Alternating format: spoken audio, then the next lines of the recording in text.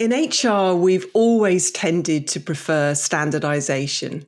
You know, the instinct to make everything and to treat everyone in the same way comes from a mixture of practicality, compliance, and even tradition. Standardization makes processes easier to administer at scale, creates the appearance of fairness, and reduces the risks of inconsistency. For HR teams under pressure to manage large workforces efficiently, there's real comfort in producing a set of policies or frameworks that apply equally to all. However, in recent years, there has been an increasing demand for the personalisation of HR to counteract the limitations of having standard, universally applied processes. And so on today's podcast, we're looking at when HR should be customised or personalised, and when should it be a standard, consistent approach for all. And joining me to discuss this is my co-founder at Disruptive HR, Karen Moran. Welcome, Karen. Hello, hi.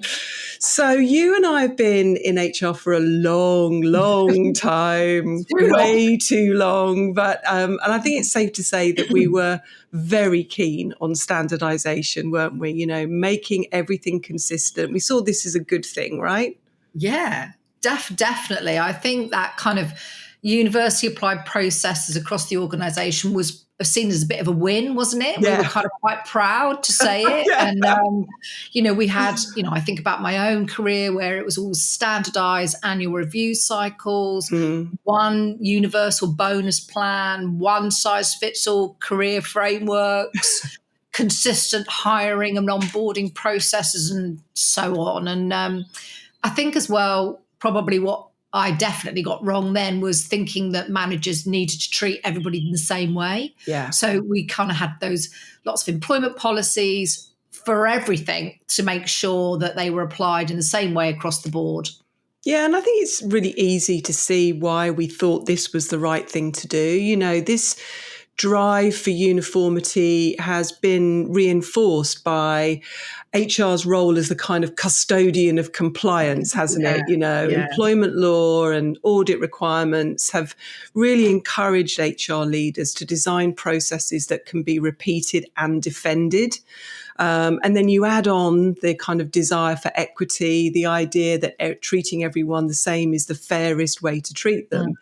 And you can see why standardization has dominated HR practice for so long. But what is easiest for HR is not always effective for the people it serves, is it? So should we just take a quick look at what we see are the risks of over-standardization? Yeah. Okay. So I guess the first reason that it's a problem is that it, as you say, it kind of ignores the human beings that we're working with. So in a one-size policy, we can kind of go, oh, that looks lovely. But it ignores the kind of the diverse needs, the motivations, the circumstance of employees. We're not necessarily putting ourselves in the shoes of how it feels for them. And so I think that's kind of, I think the result of that is irrelevance at best and disengagement at worst. And I think the best examples of this we're seeing at the moment is the approach that companies are taking to hybrid, as an example, where they do that, you must come into the office for 3 days and work from home for 2 days. And, again, it makes us feel better because we think we're being really flexible, we're treating everybody fairly, but in reality, does it actually suit everybody? Yeah. Some people may want to be in the office 5 days a week. Others don't need to be in at all. Some people prefer working in an office environment and others are suited better because of their personality or their work type are better suited to remote work. Yeah, another example of that where we've kind of ignored the human being in all of this is where we have a set frequency for performance reviews or check-ins, where we say it's got to be done a minimum of 4 times a year, or it's got to be done every month or whatever. It just, it doesn't make much sense, does it? It doesn't make much sense. And also we know that if we tell managers that's what to do, that's what they will do. They won't think outside the box. Yeah. So, and we know like one person may need quite a lot of check-ins. They may be new to role, or perhaps lacking in a bit of confidence, or just somebody that needs a little bit more reassurance. And then we'll have another team member who doesn't want to meet their manager. They know what they're doing. They know where they are. I know where you are if I need you, but just kind of leave me alone. I remember there was a client we were working with, and they thankfully got rid of annual appraisals, moved to check-ins, and they decided to dictate that check-ins should happen every 2 weeks. And he piloted it actually in the HR team, which we always say is a great way to pilot something. Definitely. And one of the HR people said, I'm really sorry, but I don't want to meet you every 2 weeks. I'm kind of thinking of things to say to you. We work in the same room. So do you mind if we don't meet every 2 weeks? And he said, I remember you saying, Karen, to me, try not dictate the number of sessions. So I think that brings it to life. Yeah, absolutely. And I think the other risk of standardization and being consistent is that it stifles manager judgment, and which you've kind of alluded to there, but also that it creates this false sense of fairness. Consistency may look equal, but employees rarely perceive fairness in sameness. Real fairness is about relevance, impact, giving people what they need to succeed, which often looks different for different individuals. And I think, managers who are bound by rigid processes or policies lose the freedom to tailor approaches to their teams. Employees feel a bit like they're treated like numbers rather than people. A classic example would be that, the return to work process that we often have. So in many organizations, there's a rule, isn't there, that if someone's been off for a certain number of days, it triggers a formal meeting. The meeting has to happen. So a manager ends up sitting down with someone in their team who's just had major surgery, or going through a checklist that they both know isn't right for the situation. And it's about, you've got someone who's perhaps taken the mickey and is off too frequently, is a poor performer, but you're treating them in the same way as you're treating this great performer who's been absolutely brilliant with attendance. That's just about compliance, not care. I agree completely. And I think it was just reminds me of another example when we look at those classic bereavement policies. So we have those rules about how many days you can have off, what the relative, which relatives. Yeah, 1 day for an auntie. 2 days for a cousin. I mean, it really gets crazy, doesn't it? It is. And I've even seen policies, I've probably written them, where we've demanded proof that somebody has. Yes. And so then it comes all about the process, not about the person. And I love that. There was an example we saw recently. I think it was the World Intellectual Property Organization, and they dropped the policy completely because we don't need a policy for it. No. They had one clear principle, and it was provide support during grief. Yeah. You don't really need to say anything else, do you? A manager can use their judgment. She knows the person, and they can give the time that they actually need. But as you say, if someone's taking the mickey, then they can do something about it. Deal with the individual context rather than appearing to kind of create fairness through treating everyone the same, because we know that can be true. Yeah. So I was just thinking about the that more broadly, that standardization pushes process over outcomes, and so we force the same appraisal cycle, the same training. It turns into that tick box again, doesn't it? We fall back into that. So we think about 9-box grids, lots of structure, not a lot of value. So we've kind of managed to diss all the standardization. Things that we've done. Exactly. Things that we've been guilty of. But I think, you and I do see that there clearly are a number of situations where it does make sense to be consistent, where a standardized approach is useful. So let's have a look at these. So, for example, standardization matters where sameness itself creates the value. So a clear example of that would be in a safety critical process, in aviation, healthcare, manufacturing, doing. It's the act of doing something the same way every time that keeps people safe or guarantees quality. Yeah. Oh, yeah. I mean, you don't want your pilot saying, "Hey guys, I'm going to improvise here." Yeah, I'm just going to go a bit rogue. I just thought I'd do it my own way. No. Yeah, you absolutely want them to be following those pre-flight checks exactly the same way each time. If you're in hospital, you want a nurse to be following protocol for administering drugs or whatever it might be, because repetition reduces error, builds reliability, and reassures both the employees and the customers that we're thinking about their well-being, doesn't it? Yeah, absolutely. And I think the other example where standardization really matters can be around brand values. Some practices do need to feel the same everywhere to kind of reinforce who the company is.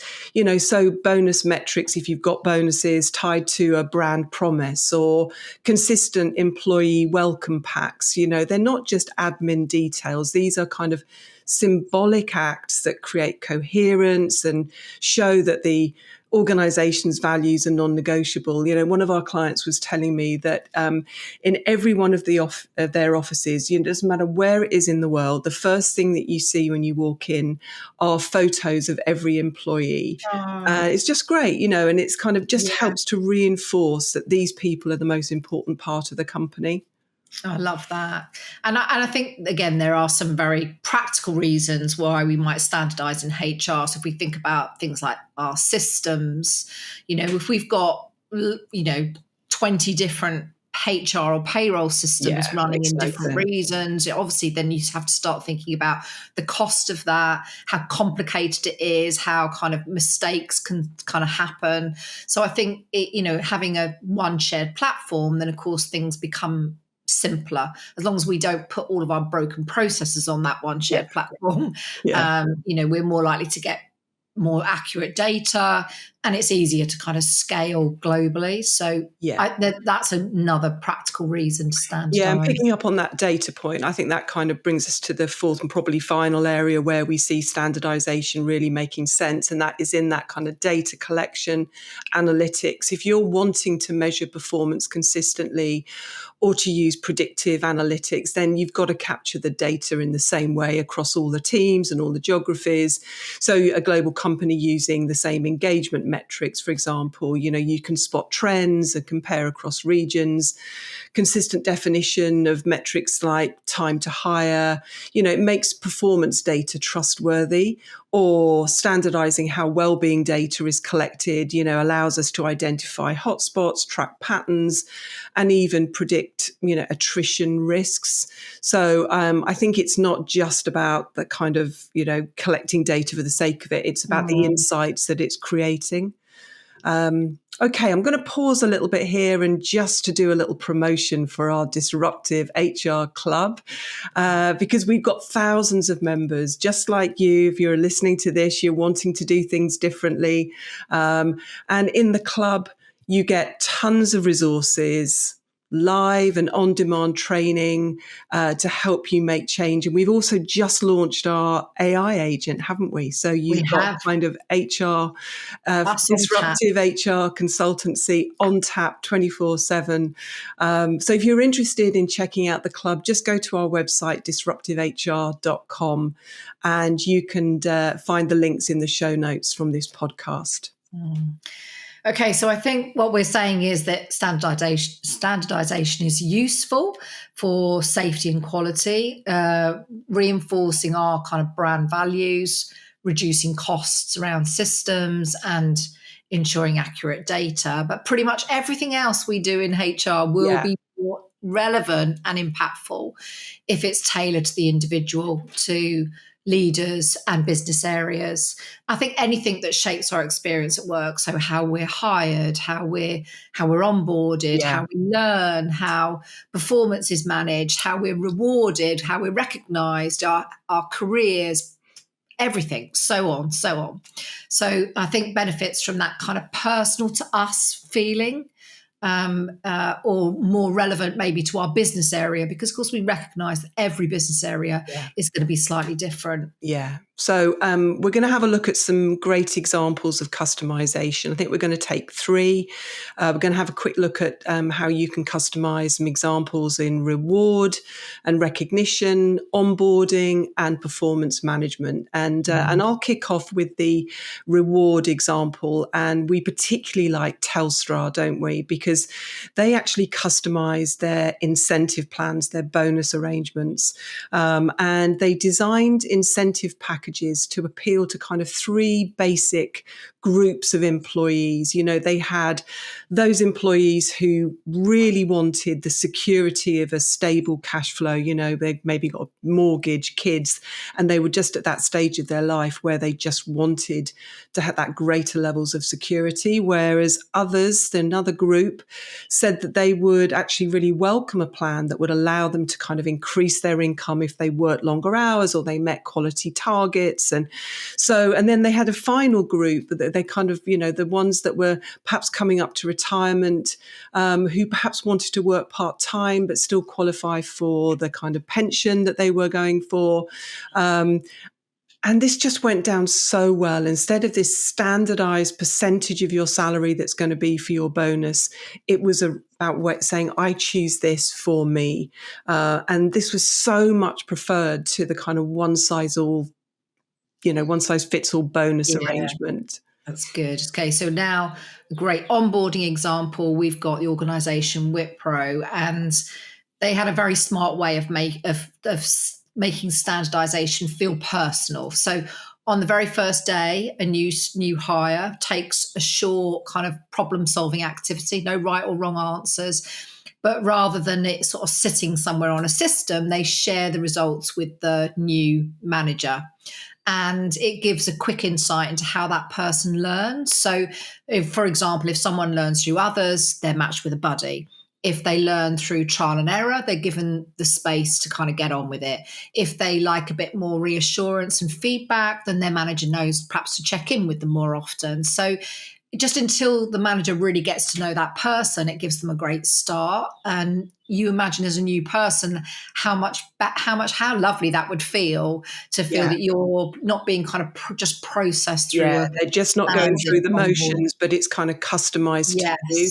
And Adobe did something with performance management, which is our last example, because they realized that people wanted more say in how they were managed. So they introduced this approach, which they called choose your own performance management.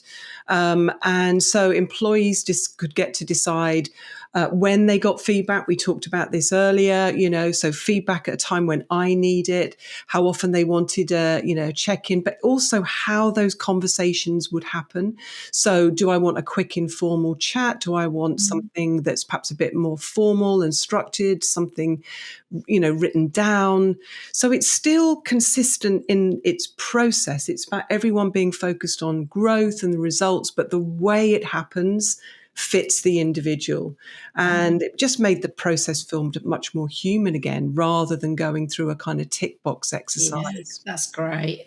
And I think, of course, nowadays we've got AI that can really help us customize at scale, rather than thinking that it's how on earth am I going to customize for all these people. So I think there's a great example from Kraft Heinz, and they partnered with an organization called Perceptics, and it was just AI nudges. So they were little prompts sent in the manager's workflow through MS Teams or email, a little nudge, all personalised around their leadership principles. So, say, for example, for them, it was around inspiring excellence or working as a team.